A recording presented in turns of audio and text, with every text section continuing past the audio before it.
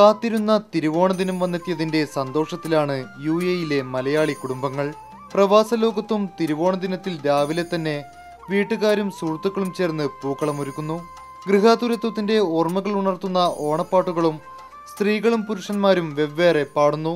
തിരുവോണപ്പുലരിതൻ തിരുമുൽ കാഴ്ച കാണാൻ തിരുമുറ്റമണിഞ്ഞൊരുങ്ങി, തിരുമേനി എഴുന്നള്ളും സമയമായി ഹൃദയങ്ങൾ അണിഞ്ഞൊരുങ്ങി, ഒരുങ്ങി ഹൃദയങ്ങൾ അണിഞ്ഞൊരുങ്ങി.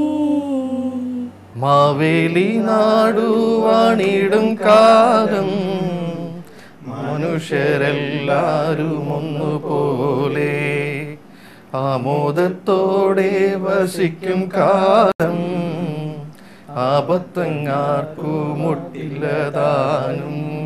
പ്രവാസ ലോകത്തെ ഓണക്കാലത്തിന്റെ ഒത്തുചേരലുകളെ പറ്റി ഗൃഹനാഥൻ വിശാന്ത് കുമാർ പറയുന്നു.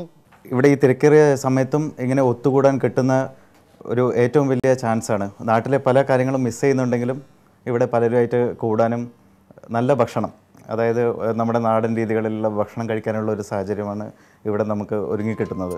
തുടർന്ന് വാഴയിലയിട്ട് ഉപ്പേരിയും ശർക്കരയും പപ്പടവും ചോറും പായസവുമൊക്കെയായി ഓണസദ്യക്കുള്ള തയ്യാറെടുപ്പും.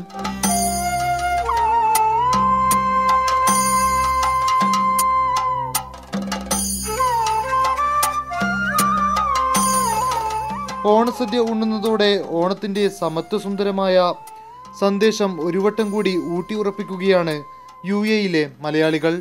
ഒരു ഓണക്കാലം കൂടി വന്നെത്തുമ്പോൾ ഓണപ്പൂക്കളമൊരുക്കി നാട്ടിലെ പോലെ തന്നെ ഓണം ആഘോഷിക്കുകയാണ് ഓരോ പ്രവാസി മലയാളിയും. ക്യാമറമാൻ റഫീഖ് കരിമ്പലിനോടൊപ്പം സുമിത് നായർ, ജീവൻ ന്യൂസ്, ദുബായ്.